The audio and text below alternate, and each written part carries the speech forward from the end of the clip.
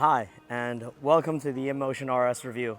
I apologize for the extra noise that you may be hearing in the background. There's a lot of kids playing just right behind the camera, but I figured show you some Chinese culture while I tell you about the Inmotion RS. So, if you are just stepping into this video, I do suggest you watch the unboxing video. You'll learn about the basic specifications of the Inmotion RS. Just so you guys know, this scooter is on Kickstarter right now for $3,500, and cutting it straight to the point, that's an incredible price for this scooter. And I'm gonna tell you guys why. I'm gonna go through the positives and the negatives of this electric scooter. So let's talk about the positives. Starting off with its off-road ability. Now, electric scooters aren't really meant for off-road, but the fact that you're able to adjust the height of the electric scooter to different heights makes the scooter a lot more adaptable in different terrains. The most amazing thing about taking this electric scooter off-road has been the stem.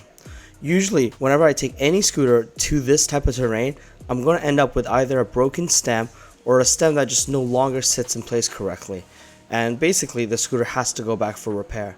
This was not the case for the Inmotion RS. I had no issues with it after off-roading it for an entire day. The shining feature of the RS is obviously the adjustable suspension. With height and dampening adjustment, I found it most comfortable in the highest position. The versatility of the scooter also meant that it was able to go off-road and still go through very narrow old Chinese villages with this scooter comfortably. Best part of all is that it only took under 10 minutes to adjust the suspension height, as there were placeholders for the suspension. And you know this scooter is built to last, because Inmotion has ensured that it is water certified for an IPX6 frame rating and an IPX7 for the battery. The elongated mudguard means that you don't have to worry about splashback if you're riding this through water as well. Additional things I like about the Inmotion RS are the rubberized controls, the half twist throttle, the same one used on the GT2, and also this beautiful display. However, keep in mind that this display won't be the one you'll be getting in the production model.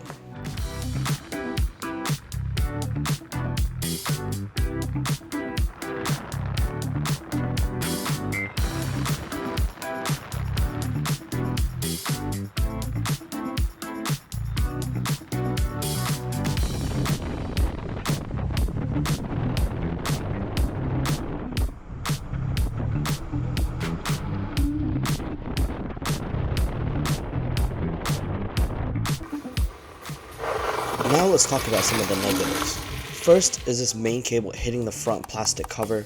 It causes quite an annoying sound. Secondly, it's the delay in throttle in any mode other than the X mode. I'll twist the throttle. See how the scooter doesn't move for like a second?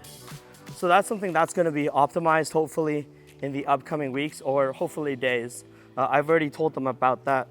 When you have the scooter lifted up in the highest position, this dinky kickstand, oh, look at this. Surprisingly, the scooter still stands on even ground. I'm sure when we're outside, this may not be the case, but they gotta use a beefier kickstand. This is not gonna work. This is like the kickstand you see on like a G30 Max. Not something suitable for the Inmotion RS. The last negative about this electric scooter is the lights. The lights just don't throw long enough, and they're quite concentrated right in the middle. They don't have a long enough throw, nor is it bright enough on the width. So hopefully they change it out, but I'm sure you guys will find a way to upgrade these lights if possible.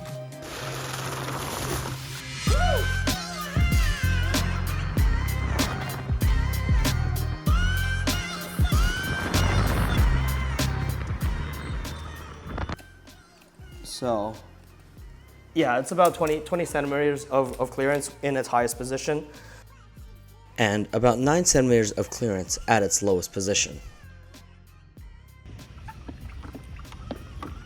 Another thing I know that people were concerned about in the unboxing was me saying that you get a quick start manual. To make it clear what I'm saying, I just like that it's all in pictures. I don't have to read through a bunch of text. But for people that like to be detailed, you still have your full-on traditional manual with all text. So if you like reading, you can still check this out and learn about all the features of your Inmotion RS. So you may be wondering, what the heck are we doing in the middle of the night? Well, that's because with the RS fully charged, we're gonna do a speed run, we're gonna do a range test, and especially we're gonna test the differences between riding this RS scooter at its highest position and testing the stability compared to its lowest position. Now, the most amazing thing about the RS that you have to fully utilize is its adjustability. They've called it the transforming system, and that's with the adjustable suspensions. But most importantly, you can also adjust the front fork. So as stock, they're in the 0 position. I've adjusted it to the level 2 position, and I found this to be really, really comfortable. I don't think I'll change the forks, but I am going to change the suspension. Additionally, Inmotion has an amazing app that they've actually just redone. And what's most useful about this is you have your battery information for your safety and your smart BMS, right? But you also have, in terms of riding, you have cruise control, 0 start, the general stuff, but look at this, acceleration force and brake force. So you can change how much your front motor or your rear motor puts out in terms of acceleration and also the braking force. So I don't really like the EABS, I don't get a direct feel that way. So I've turned it to 0, but tune it exactly to how you want to make sure you're safe when you're taking your hyper scooter to 100 kilometers an hour. So with that being said, let's go. We're at 87% battery, shouldn't make much of a difference. Got the GoPro on, I got the cameraman. We're gonna see what the fastest speed is, and most importantly, if it's stable on this scooter at its highest position. So let's go. Start off slow, gonna let my friend give him some space there, and then we're gonna go.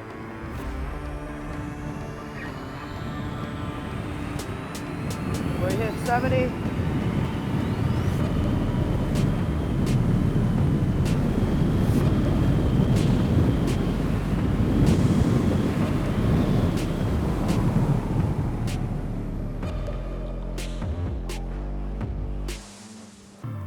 Yeah. I mean, it's hard to hit this speed. I said one more time. All right, let's go, let's go. It still feels super stable like this.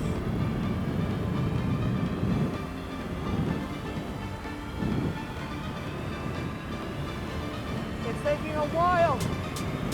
We're at 95. 97. We're banking the curve. 98. 99. 100. 100. Okay, I saw 100. Wow. I mean, it took a while to get there, but it still got there. I wish it went a little bit faster because maintaining that high of a speed for that amount of time is really quite difficult to do. Wow, that's exhilarating. That's incredible. Thank God for this newly opened road, so I have the chance to test something like this. Let's see if the Inmotion RS in its lowest mode is even more stable. Look how low this is to the ground. And by the way, the kickstand in its lowest position also doesn't work. They really need an adjustable kickstand.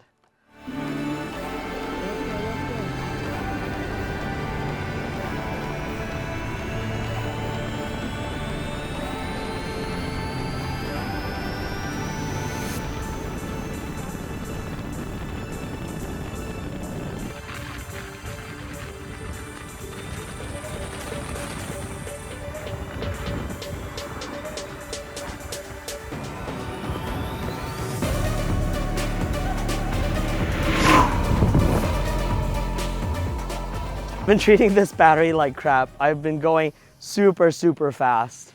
We're at 65%, 76 volts. But I want to tell you about my experience riding this fast. Now, we've changed both the acceleration force to 100, but I didn't feel any difference at all in terms of accelerating up to 100. It wasn't any faster. It didn't feel like it was any faster. And in terms of stability, I don't think it was more stable. The reason why it wasn't more stable is actually because when you're so low to the ground, you basically have no suspension.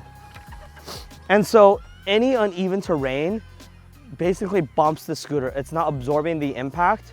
So unless you're riding on a perfectly smooth surface like NASCAR track level, I don't think this is really actually a race mode. Maybe go one step above, one suspension height above. I wouldn't go to the lowest for that reason.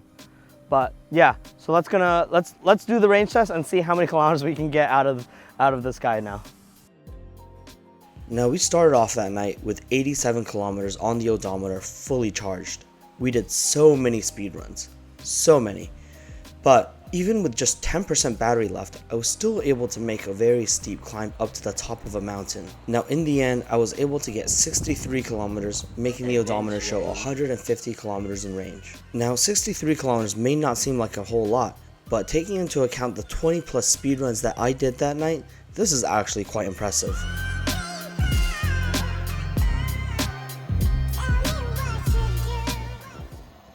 So how does the Inmotion RS stand up against all the other scooters I've tried?